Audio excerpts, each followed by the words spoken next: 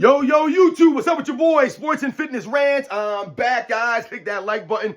Subscribe to my channel. Ladies and gentlemen, on my channel, I'm always telling you guys, live an active lifestyle. Make smart nutritional choices. Move more, sit less, right? It's not about perfection, but about consistency. It's not about what you look like in the mirror, but it's about how you feel. These are the kinds of things I'm always telling you guys on this channel. And, you know, we've talked a lot.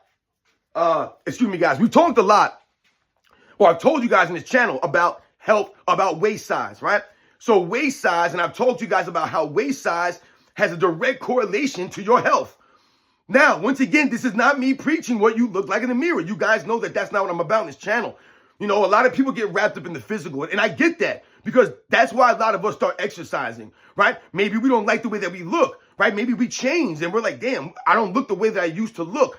But also that coincides with how you feel. That's why I always tell you, it goes hand in hand. The way you look and how you feel are going to go hand in hand, right? So you're not going to look good. You're not going to feel good. So that's why a lot of people start exercising, right? They want to get moving again, right? They have lack of energy, all these kinds of things. So when we think about those kinds of things, and I'm telling you guys about waist size, and I'm telling you waist size is an indicator of your health. Now, I'm not saying, once again, that you need to have a six-pack abs. I'm not saying that you have to have a 28 waist or a 30-inch waist or a 32-inch waist. You know, I couldn't tell you what the average, waist size for a woman or a man is, but all I know is that if that waist size keeps creeping up more and more and more, the worse our life expectancy is going to go, guys, and the worse our quality of life is going to go downhill. Remember, that's really what we're after, is the quality of life. Because none of us are going to live forever. No one knows what's around the corner. I've told you guys many times on this channel, I can literally drop dead making this video. Nothing is guaranteed, right? I tell you guys, I don't exercise and eat a certain way so I can live forever or I can live to be 100. I guess that would be great to live to 100, right? We all would strive to live as long as possible. But more important than living as long as possible is living better, right? Living a higher quality of life. So, like I said, if you live to 100 years old, but the last 20 years of your life you spent on a respirator, in a hospital bed, under care. You need people to wipe your butt. You can't walk. You know what I'm saying? Like things, that's not a high quality of life. Is that really living? No, you're alive, but you're not living. We've talked about the difference, right? Someone in a coma is alive, but they're not living. So when you're in a situation like that I just described, that's not living, ladies and gentlemen. That's you just being alive. That's you just laying there. That's not a quality of life. So can you really say, hey, I lived to 100 years old? And say, hey, yeah, man, my dad lived to 100 years old. Man, no, he really didn't live to 100 years old. He was alive to 100, but he didn't live to 100. You know what I'm saying? He stopped living at like 80. And then he spent 20 years in hospice or, under certain conditions, taking all kinds of medications and, having all these tubes hooked up to you. And listen, man, things happen in life. That's why we say nothing's promised. So we do everything that we can so that we can hope to have a better quality of life longer in our life. Like I said, if we live extra years or we make it to a certain age, then that's great, ladies and gentlemen. But we can't be wrapped up in the length, but the quality. That's the key here.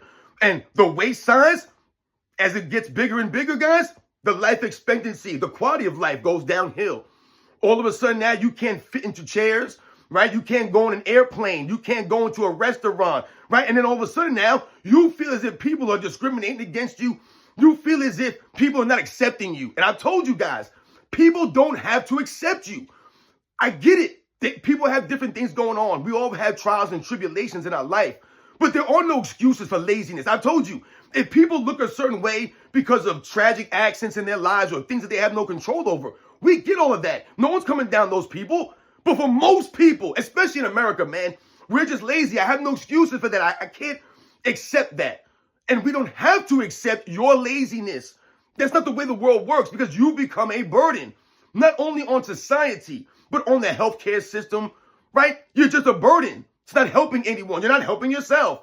So this is what I'm talking about, ladies and gentlemen. So remember, it's not about what you look like. You don't have to have a six-pack abs or, like I said, a 30-inch waist or anything like that. But just keep in mind that the bigger your waist gets, the more it expands, then the worse your health really is because that's a clear indicator that you have poor health, ladies and gentlemen.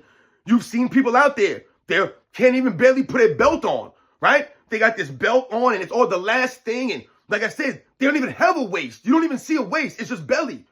It's just circumference. There's a lot of people in America, guys. This is what we look like. That's why I tell you, we look like hell out here in America. We look like hell. We do. And it's no one else's fault but our own. So get up, stop being lazy, get moving. This is the perfect time, right? The weather's changing, the weather's getting warmer for a lot of us out here.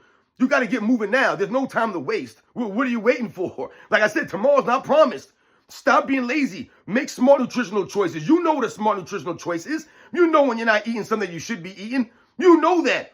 And like I said, listen to your body. It's going to tell you. It's going to give you the signs and the symptoms. Remember, waist size is an indicator. Stay away from these carbs, the sugary drinks, right? The sugary cereals in the morning. Get moving. Move more, sit less, ladies and gentlemen. That's the key.